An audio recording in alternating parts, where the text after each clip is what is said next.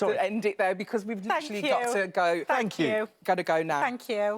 Thanks, Tony. Amazing. It's been brilliant having you. You've got your single and everything out. We're going to go live now to ITV News for an update on events in Ukraine.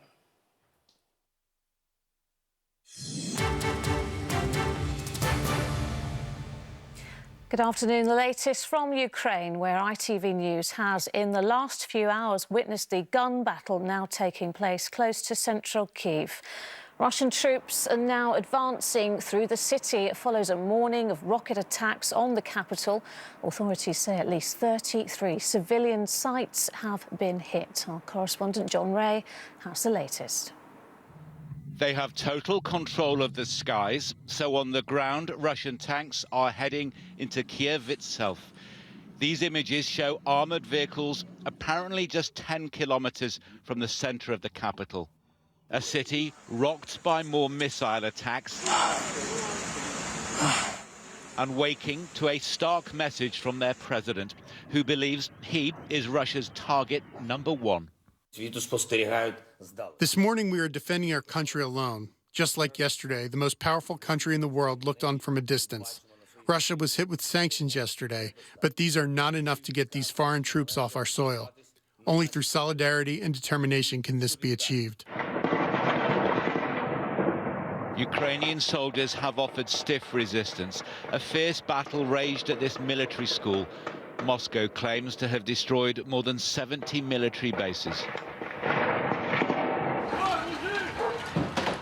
Despite Russian denials, civilians have been in the line of fire. Putin has lost his senses, says this man. Here in the port city of Mariupol, families took shelter from a conflict from their history books, brought terrifyingly to life. I don't want to die, this little girl says simply. I just want it to end. Russia's foreign minister was asked a direct question. Is Russia's intention now to decapitate the leadership of Ukraine? We are only talking about not allowing neo-Nazis and those who promote genocide to rule in this country. But for an indication of Russia's ambitions, look closely at this column of tanks and what looks like the red flag of the old Soviet Union. The question now is how long an independent and sovereign Ukraine can hold out. John Ray, ITV News. Let's get the very latest from our Europe editor, James Mates, in Kiev. And James, the pictures we're seeing now, Russian troops in the city.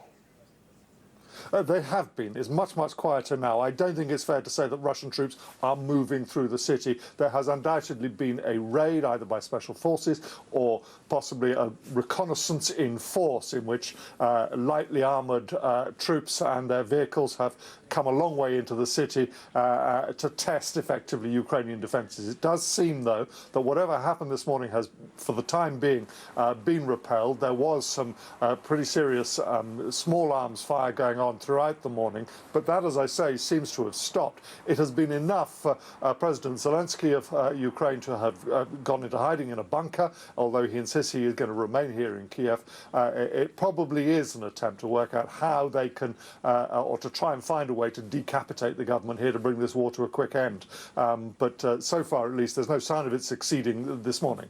All right, James, thank you very much for the update. Well, later this afternoon, NATO leaders will be meeting. Our deputy political editor, Anushka Rastana, is at Downing Street. Anushka, the Prime Minister will, of course, be taking part. What's he likely to say? Well, they're going to be talking about the entire response to this, and that includes those economic sanctions that we've seen over the last couple of days. One thing we know Boris Johnson is going to raise is the question of SWIFT. That is that critical banking system through which banks speak to each other and transfer money. Britain wants Russia to be banned from it. Other NATO countries, including Germany, not so sure, worried about the economic effects of that. So sources tell me that the Prime Minister will really push for that. He wants maximum economic pain because his mantra is Putin must fail. And when it comes to military help, they are going to send more military help. But the Armed Force Minister just now very clear, we will not be sending troops in. All right, Anushka, Downing Street, thank you. And that is it for now. We are back with a full roundup of the situation in Ukraine on the lunchtime news at 1:30. Until then, keep up to date with the latest on our website, itv.com/news. Bye-bye for now.